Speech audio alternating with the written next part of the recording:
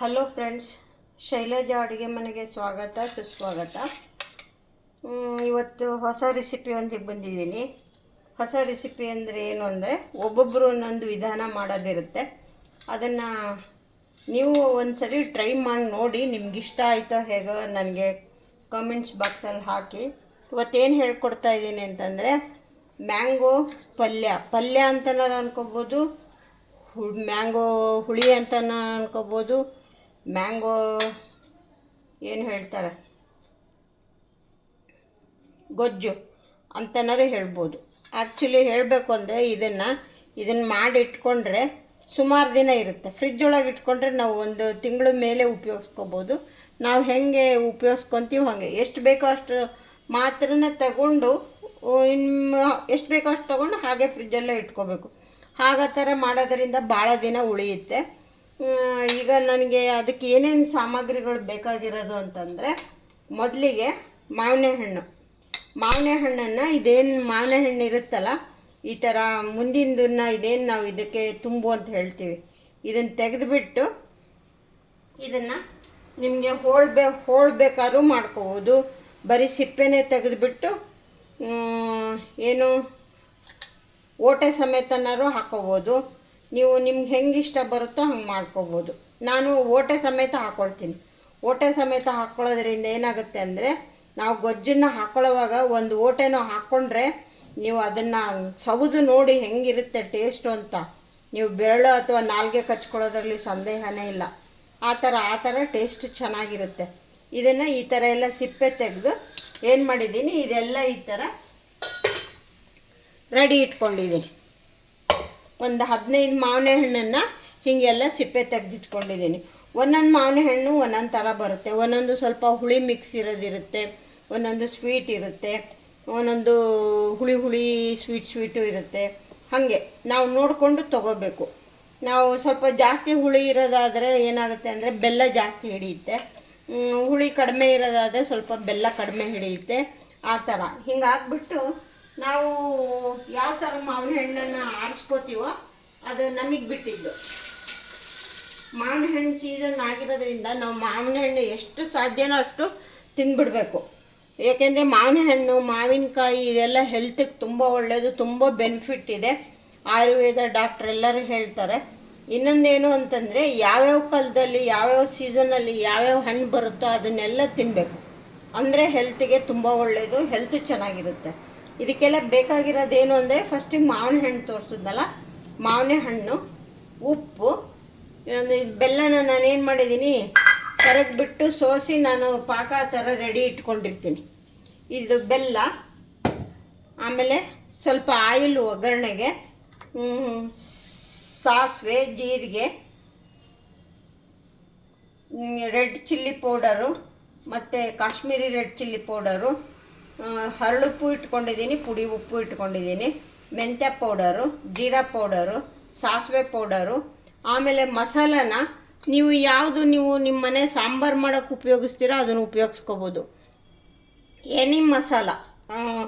ನಾನೇನು ಮಾಡಿದ್ದೀನಿ ಅಂದರೆ, ನಾನು ಬಿರಂಜಿ ಅನ್ನೋದು ಮಸಾಲ ಇಟ್ಕೊಂಡಿದ್ದೀನಿ. ನಾನು ಬಿರಂಜಿ ಅನ್ನಕ್ಕೆ ಮಾಡ್ಕೋತೀನಲ್ಲ, ಈ ಥರ ಮಸಾಲ ಮಾಡಿಟ್ಕೊಂಡ್ರೆ ನಮ್ಗೆ ವರ್ಷದವರೆಗೂ ಚೆನ್ನಾಗಿರುತ್ತೆ. ಅದೇ ಫ್ಲೇವರು, ಅದೇ ಸುವಾಸನೆ ಎಲ್ಲ ಏನು ಸ್ವಲ್ಪನೂ ಕಡಿಮೆ ಆಗೋಲ್ಲ, ಚೆನ್ನಾಗಿರುತ್ತೆ. ಒಂದು ವರ್ಷದವರೆಗೂ ಉಪಯೋಗಿಸ್ಕೋಬೋದು.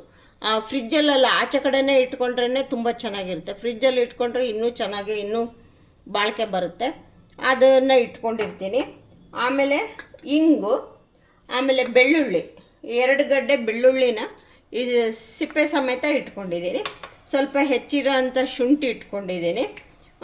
ಇಷ್ಟನ್ನು ಇಟ್ಕೊಂಡಿದ್ದೀನಿ. ಇವಾಗ ನಾನು ಮಾಡೋದು ವಿಧಾನ ಹೇಗೆ ಅಂತ ತೋರಿಸ್ಕೊಡ್ತೀನಿ. ಮೊದಲಿಗೆ ಏನು ಮಾಡಬೇಕು ಅಂತಂದರೆ, ಮೊದಲಿಗೆ ಈ ಥರದ್ದೊಂದು ಕಡಾಯಿ ತೊಗೊಂಡ್ಬಿಡ್ತೀನಿ. ಇದಕ್ಕೆ ಕಡಾಯಿ ತೊಗೊಂಡು ಇದು ಮಾವಿನ ಹಣ್ಣೆಲ್ಲ ಇದಕ್ಕೆ ಹಾಕ್ಕೊಳ್ತೀನಿ. ಆ ಥರನೂ ಮಾಡ್ಕೋಬೋದು.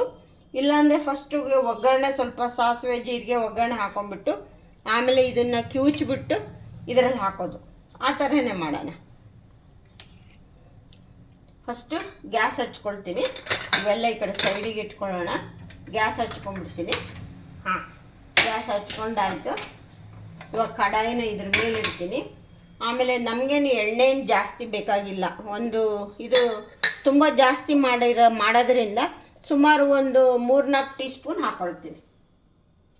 ಅಷ್ಟೂ ಬೇಕಾಗಿಲ್ಲ. ನೀವು ಇನ್ನೂ ಸುಮ್ಮನೆ ಸಾಸಿವೆ, ಜೀರಿಗೆ, ಸ್ವಲ್ಪ ಸಾಸಿವೆ ಪುಡಿ, ಇದು ನಮ್ಮ ಮೆಂತ್ಯ ಪುಡಿ ಅದನ್ನು ಗಮ್ ಅನ್ಸಕ್ಕೆ ಹಾಕ್ಕೊಂಡ್ರೆ ಸಾಕು ನಮಗೆ ಎಣ್ಣೆ. ಅದಕ್ಕಿಂತ ಜಾಸ್ತಿ ಬೇಡ.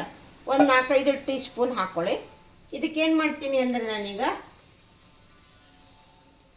ಸ್ವಲ್ಪ ಸಾಸಿವೆ ಹಾಕ್ತೀನಿ. ಸಾಸಿವೆ ಚಟ್ಪಟ ಅಂದಮೇಲೆ ಮುಂದಿನ ನೋಡೋಣ. ಒಂದು 2 ಸ್ಪೂನ್ ಸಾಸಿವೆ ಹಾಕ್ಕೊಳ್ತಾ ಇದ್ದೀನಿ.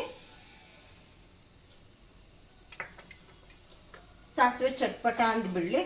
ಸಾಸಿವೆ ಚಟ್ಪಟ ಅಂತಿದ್ದಂಗೆ ನಾನು ಏನು ಮಾಡ್ತೀನಿ ಅಂತಂದರೆ, ಈಗ ಒಂದು ಪ್ಲೇಟ್ ತೊಗೊಂಡ್ಬಿಡ್ತೀನಿ. ಈ ಪ್ಲೇಟಲ್ಲಿ ಮೆಂತ್ಯ ಇದು ತುಂಬ ಜಾಸ್ತಿ ಇರೋದ್ರಿಂದ ಏನು ಮಾಡ್ತೀನಿ, 2 ಸ್ಪೂನು ಮೆಂತ್ಯ ಪೌಡ್ರ್ ಹಾಕ್ಕೊಳ್ತೀನಿ. 2 ಸ್ಪೂನ್ ಮೆಂತ್ಯ ಪೌಡ್ರ್ ಹಾಕ್ಕೊಳ್ತಾ ಇದ್ದೀನಿ.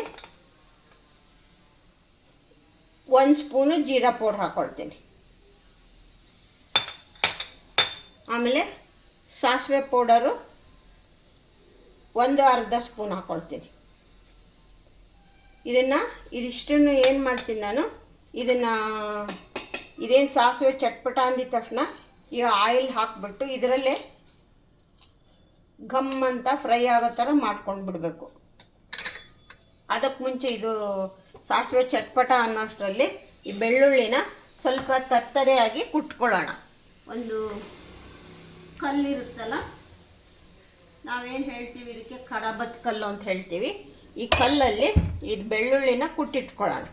ಸುಮ್ಮನೆ ಹಾಗೆ ಅಬ್ಡ ಜಬ್ಡ ಅಂತ ಏನು ಹೇಳ್ತೀವಲ್ಲ, ಆ ಥರ ಕುಟ್ಟಿಟ್ಕೊಳ್ಳೋಣ.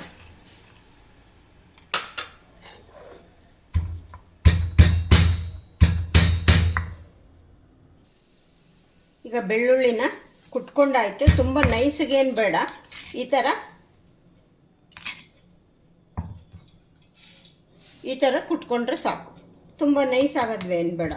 ಯಾಕೆಂದರೆ ನಾವು ಮಾಡ್ತಾ ಇರೋದು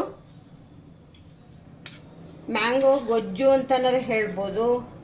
ಆಮೇಲೆ ಕೆಲವು ಕಡೆ ಎಲ್ಲ ಮ್ಯಾಂಗೋ ಸಾರು ಅಂತ ಹೇಳ್ತಾರೆ ಇದಕ್ಕೆ, ಕೆಲವು ಕಡೆ ಮ್ಯಾಂಗೋ ಪಲ್ಯ ಅಂತ ಹೇಳ್ತಾರೆ. ಈ ಮ್ಯಾಂಗೋ ಸೀಸನ್ ಆಗಿರೋದ್ರಿಂದ ಹಾಗೆ ಒಬ್ಬೊಬ್ಬರು ಒಂದೊಂದು ಥರ ಮಾಡ್ತಾರೆ ಮತ್ತು ಒಂದೊಂದು ಟೈಪ್ ಒಬ್ಬೊಬ್ಬರು ಒಂದೊಂದು ಹೆಸರು ಹೇಳ್ತಾರೆ.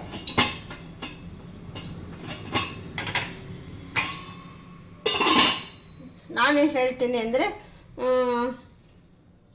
ಮ್ಯಾಂಗೋ ಗೊಜ್ಜು ಅಂತಲೇ ಹೇಳೋಣ. ಯಾಕೆಂದರೆ ಪಲ್ಯ ಸಾರು ಇಂಥದ್ದೆಲ್ಲ ಆದರೆ ನಾವು ತುಂಬ ದಿನ ಇಟ್ಕೊಳ್ಳೋಕ್ಕಾಗಲ್ಲ. ನಾವು ಇದನ್ನೀಗ ಚೆನ್ನಾಗಿ ಬೇಯಿಸಿ ಮಾಡ್ಕೊಳ್ಳೋದ್ರಿಂದ ನಾವು ಫ್ರಿಜ್ಜಲ್ಲಿ ಇಟ್ಕೊಂಡ್ರೆ ಸುಮಾರು ದಿನ ಇಟ್ಕೋಬೋದು. ನೀವು ಯಾವ ಥರ ಪ್ರಿಸರ್ವ್ ಮಾಡ್ಕೊತೀರ, ಯಾವ ಥರ ಇಟ್ಕೊತೀರ ಅನ್ನೋದು ನಿಮಗೆ ಬಿಟ್ಟಿದ್ದು.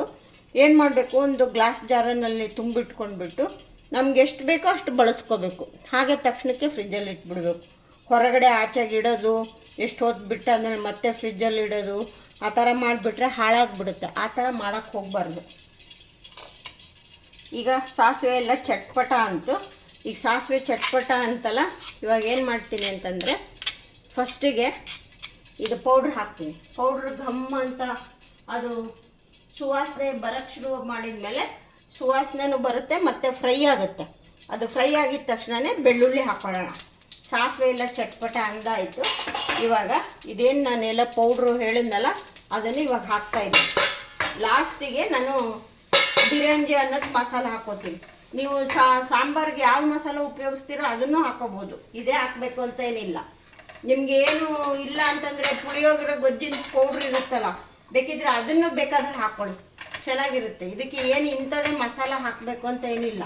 ಆಮೇಲೆ ಸ್ವಲ್ಪ ಈ ಸಾಸಿವೆ, ಮೆಂತ್ಯ ಪುಡಿ, ಸ್ವಲ್ಪ ಜೀರಿಗೆ ಪುಡಿ, ಇದನ್ನು ಸ್ವಲ್ಪ ರೆಡಿ ಇಟ್ಕೊಂಡು ಇದನ್ನು ಹಾಕ್ಕೊಳ್ಳಿ. ಈಗ ನೋಡಿ ಇಷ್ಟು ಫ್ರೈ ಆಯಿತು, ಇಷ್ಟು ಕಲರ್ ಚೇಂಜ್ ಆಯಿತು.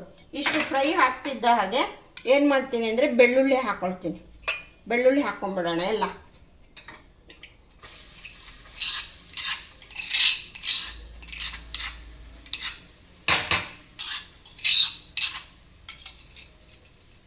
ಈಗ ಬೆಳ್ಳುಳ್ಳಿ ಫ್ರೈ ಆಗಿಬಿಡ್ಬೇಕು.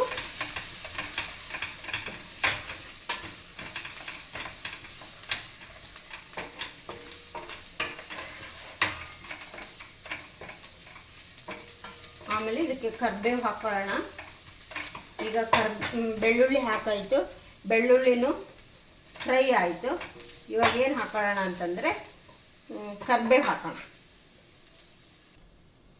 ಇವಾಗ ಕರಿಬೇವು ಹಾಕೊಳ್ಳೋಣ. ಎಷ್ಟು, ಒಂದು 4-5 ಕಡ್ಡಿ ಹಾಕ್ಕೊಳ್ತೀನಿ. ಬೇಕು ಸ್ವಲ್ಪ ಜಾಸ್ತಿ ಆಗಿರೋದ್ರಿಂದ ಒಂದಿಷ್ಟು ಕರಿಬೇವು ಹಾಕ್ಕೊಳ್ತಾ ಇದ್ದೀನಿ. ಫ್ರೆಶ್ ಆಗಿ ತೊಳೆದು ರೆಡಿ ಇಟ್ಕೊಂಡಿರೋದು ಇಷ್ಟು ಕರಿಬೇವು ಹಾಕ್ಕೊಳ್ತಾ ಇದ್ದೀನಿ.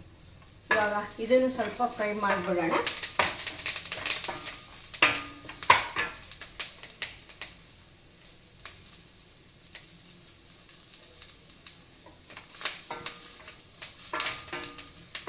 ಇದು ಫ್ರೈ ಆಯಿತು. ಈಗೇನು ಮಾಡ್ತೀನಿ ಅಂತಂದರೆ ಮಾವಿನ ಹಣ್ಣು ಹಾಕ್ತೀನಿ. ನಿಮಗೆ ಮಾವಿನ ಹಣ್ಣು ಸಿಪ್ಪೆನೇ ತೆಗಿಬೇಕು ಅಂತ ಏನಿಲ್ಲ, ಸಿಪ್ಪೆನೂ ಬೇಕಿದ್ರೆ ಹಾಕ್ಬೋದು ಹೋಳು ಸಮೇತ. ಕೆಲವೊಂದನ್ನು ಈ ಥರ ಹೋಳು ಮಾಡಿಕೊಂಡು ಹಾಕ್ಕೊಳ್ಳಿ, ಚೆನ್ನಾಗಿರುತ್ತೆ, ನಡೆಯುತ್ತೆ. ಈಗ ನಾನು ಒಂದೊಂದೇ ಮಾವಿನ ಹಣ್ಣನ್ನು ಏನು ಮಾಡ್ತೀನಿ, ಸ್ವಲ್ಪ ಕೈಯಲ್ಲೇ ಕಿವಿಸ್ಬಿಟ್ಟು ಹಾಗೆ ಹಾಕ್ತೀನಿ, ಓಟೆ ಸಮೇತ ಹಾಕ್ತೀನಿ. ಈ ಥರ ಸಿಪ್ಪೆನ ಸಮೇತನ ಹಾಕೋಬೋದು. ಈ ಥರ ಸಿಪ್ಪೆ ತೆಗೆದು ಬರೀ ಇದನ್ನ ಥರ ಹಾಕೋಬೋದು. ಓಟೆನೇ ಇದರಲ್ಲಿ ಹಾಕೋಬೇಕು. ನೀವು ಊಟಕ್ಕೆ ಹಾಕೊಳ್ಳೋವಾಗ ಒಂದು ಓಟೆ ತಗೊಂಡು ಹಾಕ್ಕೊಂಡು ಅನ್ನಕ್ಕೆ ಅದೆಲ್ಲ ತಿಂದು ನೋಡಿ, ನಾಲಿಗೆ ಕಟ್ಕೊಂಡ್ಬಿಡ್ತಿರೋ ಕೈ ಕಟ್ಕೊಂಡ್ಬಿಡ್ತಿರೋ ಗೊತ್ತಿಲ್ಲ, ಅಷ್ಟು ಟೇಸ್ಟಿಯಾಗಿರುತ್ತೆ. ನಮಗಂತೂ ಇಷ್ಟ. ಬೇರೆಯವ್ರು ಹೆಂಗೆ ಇಷ್ಟಪಡ್ತಾರೋ ಏನೇನು ಮಾಡ್ತಾರೋ ಅನ್ನೋದು ನಂಗೆ ಗೊತ್ತಿಲ್ಲ. ನಾವು ಈ ಮಾವಿನ ಹಣ್ಣಿನ ಸೀಸನ್ ಬಂತು ಅಂದರೆ ಫಸ್ಟು ನಮಗೆ ಇದೆಲ್ಲ ಗೊತ್ತಿರಲಿಲ್ಲ. ಫಸ್ಟಿದು ನಮ್ಮ ಅಣ್ಣನ ಹೆಂಡತಿ ಒಬ್ಬರು ಆ ಕಡೆ ಸಾಗರದ ಕಡೆಯವರು, ಅವರು ಮಮ್ಮಿ ಮಾಡ್ಕೊಂಡು ಬರ್ತಾಯಿದ್ರು. ಅಲ್ಲ ಆ ಕಡೆ ಎಲ್ಲ ಜಾಸ್ತಿ ಸಾಗರ, ಶಿವಮೊಗ್ಗ, ಆ ಕಡೆ ಮಲೆನಾಡು ಕಡೆ ಎಲ್ಲ ಇದೆಲ್ಲ ಜಾಸ್ತಿ. ಈ ಕಡೆನೇ ನಮ್ಮ ಕಡೆ ಇಲ್ಲ ಅಷ್ಟು. ಎಲ್ಲ ಮಾವಿನ ಹಣ್ಣನ್ನು ಈ ಥರ ಕಿವುಚ್ಬಿಟ್ಟು ಹಾಕೋಬೇಕು.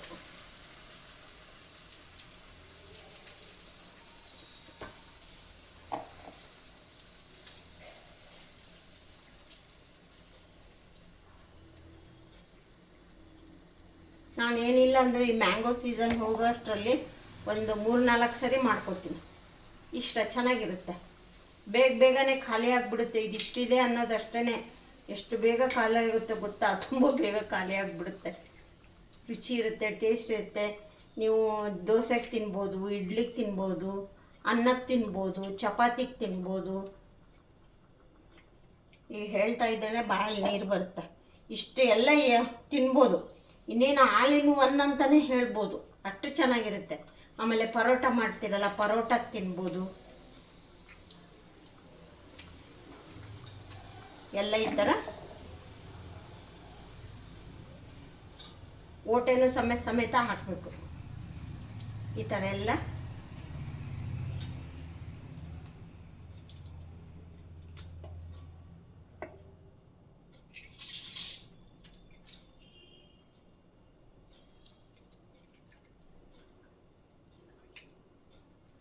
ನಾನು ಒಂದು 15 ಮಾವಿನ ಹಣ್ಣು ತೊಗೊಂಡಿದ್ದೀನಿ. ಇನ್ನು ಕೆಲವೆಲ್ಲ ಇದನ್ನು ಮಾಡೋಕ್ಕೆ ಅಂತಲೇ ಸ್ವಲ್ಪ ಪುಟ್ಟದು ಬರುತ್ತೆ, ಅದನ್ನು ತೊಗೊಂಡು ಮಾಡಿದ್ರೆ ಇನ್ನೂ ಚೆನ್ನಾಗಿರುತ್ತೆ. ಅದು ಸಿಕ್ಕಿಲ್ಲ ನನಗೆ, ಅದಕ್ಕೋಸ್ಕರ ಇದರಲ್ಲೇ ಮಾಡ್ತಾಯಿದ್ದೀನಿ ಅಷ್ಟೆ.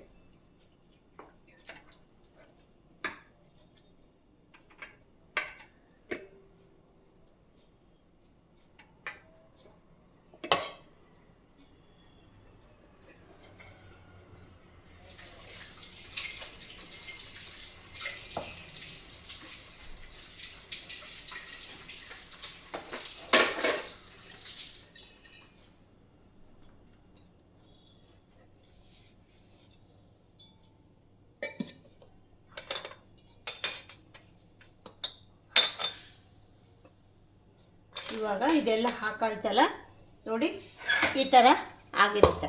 ಇದೆಲ್ಲನೂ ಸ್ವಲ್ಪ ಕುದಿಬೇಕು ಚೆನ್ನಾಗಿ. ಉಪ್ಪು ಹಾಕೋಣ.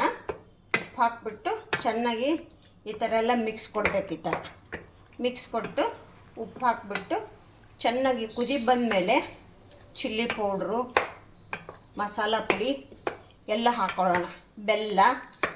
ಬೆಲ್ಲನ ನೋಡಿ, ಮಾವಿನ ಹಣ್ಣು ಸ್ವೀಟ್ ಇದ್ದರೆ ಸ್ವಲ್ಪ ಬೆಲ್ಲ ಕಡಿಮೆ ಇರುತ್ತೆ. ಮಾವಿನ ಹಣ್ಣು ಒಂದು ಸ್ವಲ್ಪ ಹುಳಿ ಮೇಲಿದ್ದರೆ, ಕೆಲವು ಒಂದೊಂದು ಹುಳಿ ಮೇಲೆ ತೊಗೊಂಡು ಮಾಡ್ತಾರೆ, ಅಂಥದಕ್ಕಾದರೆ ಸ್ವಲ್ಪ ಬೆಲ್ಲ ಜಾಸ್ತಿ ಹಿಡಿಯುತ್ತೆ, ಆ ಥರ. ಇವಾಗ ಇದು ಚೆನ್ನಾಗಿ ಕುದಿಬೇಕು. ಇದು ಕುದಿ ಬಂದಮೇಲೆ ಇದಕ್ಕೇನು ಅರಿಶಿನ ಪುಡಿ ಹಾಕಬೇಕು. ಅರಿಶಿನ ಪುಡಿ ಇಲ್ಲೇ ಹಾಕ್ಬಿಡೋಣ. ಅರಿಶಿನ ಪುಡಿ ಹಾಕಾಯಿತು.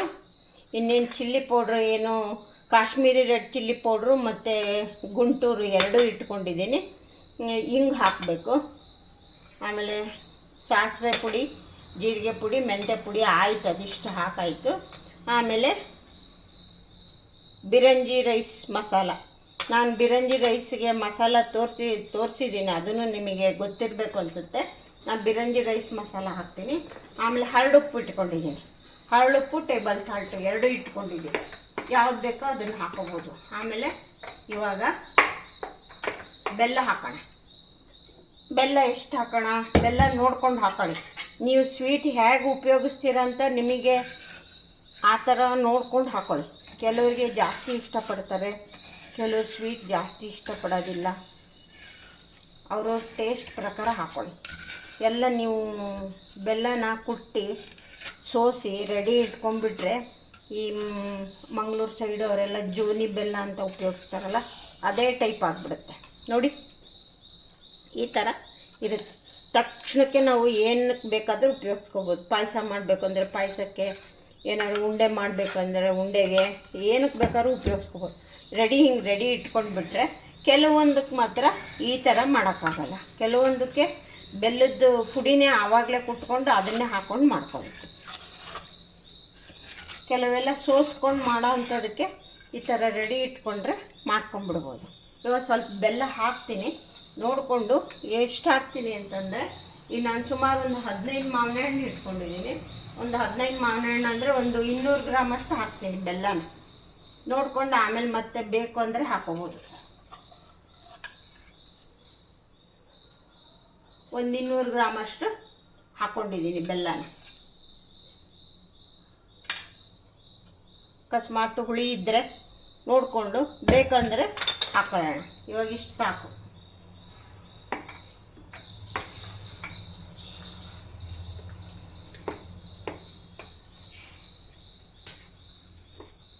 ತುಂಬ ರುಚಿಯಾಗಿರುತ್ತೆ.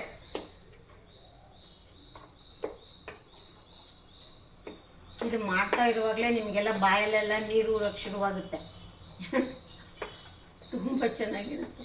ಮಾಡ್ಕೊಂಡು ತಿಂದು ನೋಡಿ. ಸಾಮಾನ್ಯವಾಗಿ ಮಾಡಿರ್ತಾರೆ ಅನಿಸುತ್ತೆ. ಈಗ ಹೊಸದಾಗಿ ಕಲಿಯೋರಿಗೆ ಅವ್ರಿಗೆ ಗೊತ್ತಿರಲ್ಲಲ್ಲ, ಇದರಲ್ಲಿ ಎಷ್ಟೊಂದು ಟೈಪ್ ಮಾಡೋದಿದೆ. ಒಬ್ಬೊಬ್ಬರು ಒಂದೊಂದು ಥರ ಮಾಡ್ತಾರೆ.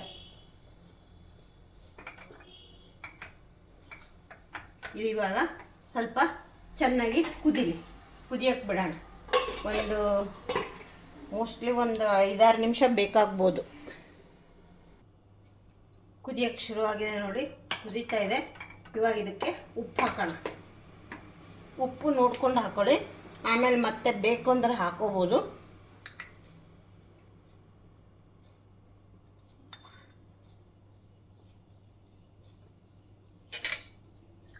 ರುಚಿಗೆ ತಕ್ಕಷ್ಟು ಉಪ್ಪು.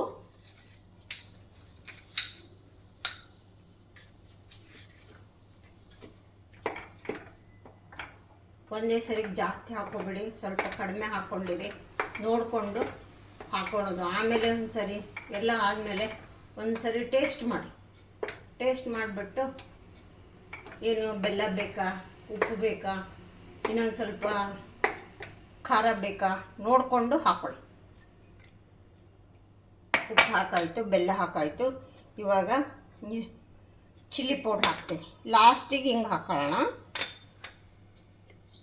ಖಾರನ ನೀವು ಹೇಗೆ ಉಪಯೋಗಿಸ್ತೀರಾ ಅಂತ ಅದ್ರ ಮೇಲೆ. ನೀವು ರೆಡ್ ಚಿಲ್ಲಿ ಪೌಡ್ರ್ ಹಾಕ್ಕೊಂಡ್ರೆ ಕಲರು ಚೆನ್ನಾಗಿ ಬರುತ್ತೆ. ಖಾರಕ್ಕೋಸ್ಕರ ಗುಂಟೂರು.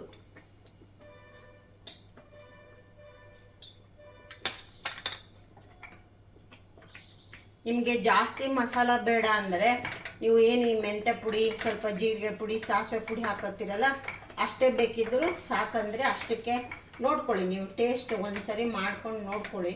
ಮಸಾಲೆ ಪುಡಿ ಬೇಕು ಅಂದರೆ ಹಾಕ್ಕೊಳ್ಳಿ, ಬೇಡ ಅಂದರೆ ಬಿಡಿ. ಚೆನ್ನಾಗಿರುತ್ತೆ. ಹಾಕಬೇಕು ಸ್ವಲ್ಪ ಮಸಾಲೆ, ಯಾಕೆಂದರೆ ನಾವು ಗೊಜ್ಜು ಅಂತ ಹೇಳಿ ಮಾಡ್ತಾ ಇರುತ್ತಾನೆ, ಗೊಜ್ಜಿಗೆ ಬೇಕೇ ಬೇಕು. ಆಮೇಲೆ ಸ್ವಲ್ಪ ಇದಕ್ಕೆ ನೀವು ಹುಳಿ ಬೇಕು ಅಂದರೆ ಸ್ವಲ್ಪ ಹುಣಸೆಹಣ್ಣು ಹಾಕ್ಕೊಳ್ಳಿ. ಮಾವಿನ ಹಣ್ಣನ್ನೇ ಸ್ವಲ್ಪ ಹುಳಿ ಇದ್ದುಬಿಟ್ರೆ ನಿಮಗೆ ಹುಣಸೆಹಣ್ಣು ಬೇಕಾಗೋದಿಲ್ಲ. ಇಲ್ಲ ಅಂದರೆ ಸ್ವಲ್ಪ ಹುಣಸೆಹಣ್ಣು ಹಾಕೋಬೇಕು. ಈಗ ಇದೆಲ್ಲ ಹಾಕಿದ್ಮೇಲೆ ಕಲರ್ ಹೆಂಗೆ ಚೇಂಜ್ ಆಯ್ತು ನೋಡಿ. ಆಮೇಲೆ ಈಗೇನು ಮಾಡ್ತೀನಿ ಅಂತಂದರೆ ಈಗ ಹಿಂಗೆ ಹಾಕ್ತೀನಿ ಮತ್ತು ಬಿರಂಜಿ ಮಸಾಲ ಹಾಕ್ತೀನಿ. ಹಿಂಗೂ ನೋಡ್ಕೊಂಡು ಹಾಕ್ಕೊಳ್ಳಿ. ಇದಕ್ಕೆ ಹಿಂಗೂ ಚೆನ್ನಾಗಿರುತ್ತೆ. ಇನ್ನೊಂದೇನು ಅಂದರೆ ಬೆಳ್ಳುಳ್ಳಿನೂ ಹಾಕಿದ್ದೀವಿ.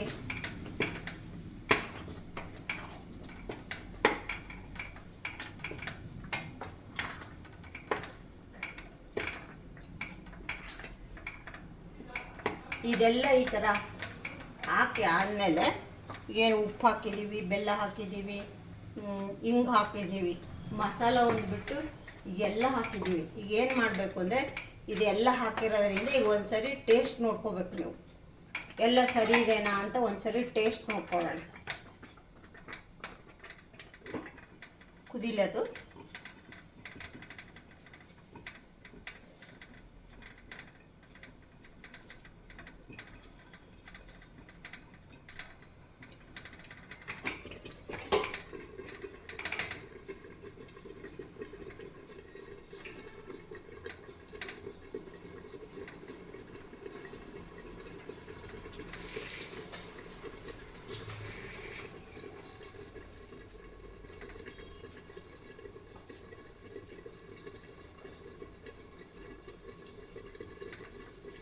ಚೆನ್ನಾಗಿ ಕುದೀತಾ ಇದೆ. ಎಲ್ಲ ಆಯಿತು. ಲಾಸ್ಟಿಗೆ ಬಿರಂಜಿ ಮಸಾಲಾನು ಹಾಕಿದ್ದೀನಿ. ಏನು ಮಾಡ್ತೀನಿ ಅಂದರೆ ಬಿರಂಜಿ ಮಸಾಲ ಹಾಕಿಲ್ಲ, ಇದು ಹಿಂಗೆ ಹಾಕಿದ್ದೀನಿ. ಈಗ ಬಿರಂಜಿ ಮಸಾಲ ಹಾಕ್ತಾಯಿದ್ದೀನಿ. ಎಣ್ಣೆ ಚೆನ್ನಾಗಿ ಕುದೀತಾ ಇದೆ. ಇದನ್ನು ಕುದಿಯೋಕ್ಕೆ ಒಂದು ಸ್ವಲ್ಪ ಚೆನ್ನಾಗಿ ಬಿಡಬೇಕು. ನೋಡಿ, ಇದು ಬಿರಂಜಿ ಮಸಾಲಾನ ತುಂಬ ಸ್ಟ್ರಾಂಗ್ ಇರೋದ್ರಿಂದ ಜಾಸ್ತಿ ಹಾಕೋದು ಬೇಡ. ಈ ಪುಟ್ಟು ಸ್ಪೂನಲ್ಲಿ 1 ಸ್ಪೂನ್ ಹಾಕ್ತಾಯಿದ್ದೀನಿ. ಇದನ್ನು ನೋಡಿಬಿಟ್ಟು ನಾನು ಮತ್ತೆ ಆಮೇಲೆ ನೋಡ್ಕೊಂಡು ಒಂದು ಹಾಕಿದ್ದೀನಿ. ಇದು ಪುಟ್ಟು ಸ್ಪೂನಲ್ಲಿ ಇನ್ನೊಂದು ಅರ್ಧ ಹಾಕ್ತೀನಿ.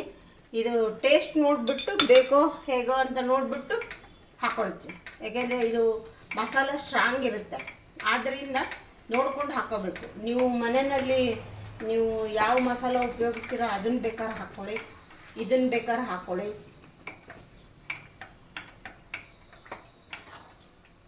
ವಾವ್, ಸೂಪರಾಗಿ ಬಂತು. ಬಿಸಿ ಅನ್ನ, ತುಪ್ಪ, ಇದು ಒಂದು ಹಿಂಗೆ ಓಟ ಸಮೇತ ಹಾಕ್ಕೊಂಡು ನೀವು ಊಟಕ್ಕೆ ಹಾಕ್ಕೊಂಡು ಮಾಡಿಬಿಟ್ರೆ ಸ್ವರ್ಗ ಅಂತ ಹೇಳ್ಬೋದು. ಯಾವ ಉಪ್ಪಿನಕಾಯಿ ಬೇಡ, ಮೊಸರು ಬೇಡ, ಏನು ಬೇಡ. ಬಿಸಿ ಅನ್ನ, ಸ್ವಲ್ಪ ತುಪ್ಪ ಹಾಕ್ಕೊಂಡು ಇದೊಂದು ವಿತ್ ಓಟೆ ಸಮೇತ ಇದು ಒಂದು ಹಾಕ್ಕೊಂಡು ಸ್ವಲ್ಪ ನಿಮಗೆ ಜಾಸ್ತಿ ಇದನ್ನು ಹಾಕೋಬೇಡಿ, ಗೊಜ್ಜು ಸ್ವಲ್ಪ ಈ ಥರದ್ದು ಒಂದು ಓಟೆ, ಅದಕ್ಕೊಂದು ಸ್ವಲ್ಪ ಏನು ಗೊಜ್ಜು ಹತ್ತಿರುತ್ತಲ್ಲ ಅಷ್ಟು ಸಾಕು. ಅಷ್ಟು ಹಾಕ್ಕೊಂಡು ನೀವು ಊಟ ಮಾಡಿ ಆಮೇಲೆ ನನಗೆ ಹೇಳಿ ಹೇಗಿತ್ತು ಅಂತ. ಸ್ವಲ್ಪ ಚೆನ್ನಾಗಿ ಕುದೀಲಿ.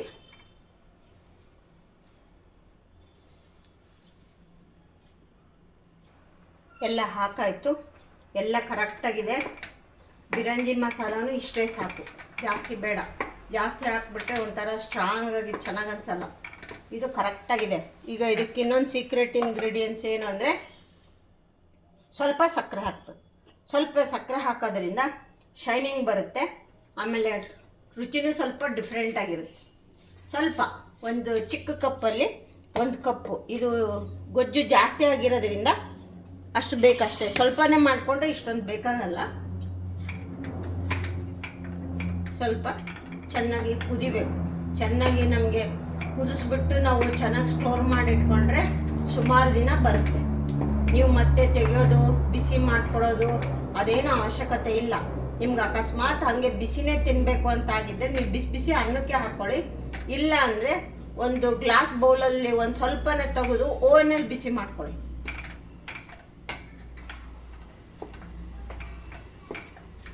ಇದು ಇನ್ನೊಂದು ಸ್ವಲ್ಪ ಕುದೀಲಿ.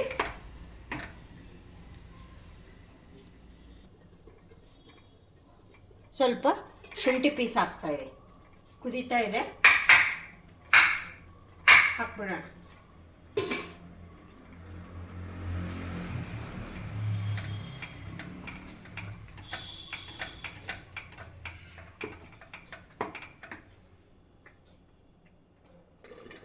ನೋಡಿ ಫ್ರೆಂಡ್ಸ್, ಎಲ್ಲ ರೆಡಿ ಆಯಿತು. ಎಲ್ಲ ಚೆನ್ನಾಗಿ ಕುದೀತಾ ಇದೆ. ಈಗ ತೆಗಿಬಾರ್ದು, ತೆಗೆದ್ರೆ ಮೇಲೆ ಹಾರುತ್ತೆ.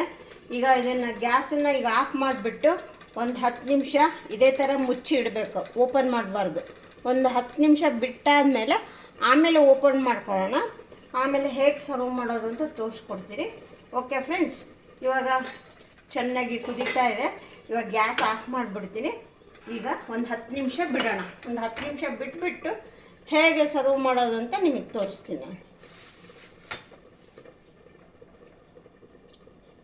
ಒಂದು 10 ನಿಮಿಷ ಬಿಡೋಣ. ಓಕೆ,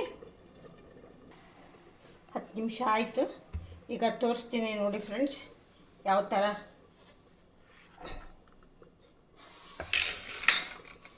ಇವಾಗ ಕೆಳಗಡೆ ಇಟ್ಕೊಳ್ಳೋಣ. ಮಾವಿನ ಹಣ್ಣಿನ ಗೊಜ್ಜು. ಮ್ಯಾಂಗೋ ಸೀಸನಲ್ಲಿ ನೀವೇನಿಲ್ಲ ಅಂದರೂ ಒಂದು 4-5 ಸರಿ ಮಾಡ್ಕೋಬೇಕು. ನೋಡಿ ಹೇಗಿದೆ. ಇದನ್ನು ಈಗ ನಾವು ಚೆನ್ನಾಗಿ ಕೂಲ್ ಆದಮೇಲೆ ಬಾಟ್ಲಲ್ಲಿ ಸ್ಟೋರ್ ಮಾಡಿಟ್ಕೋಬೇಕು.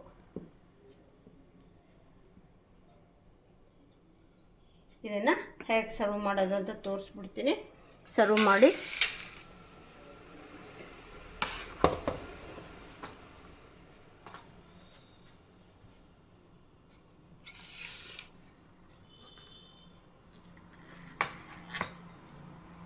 ಎಲ್ಲರಿಗೂ ಇಷ್ಟ ಆಗಿದೆ ಅನ್ಕೋತೀನಿ.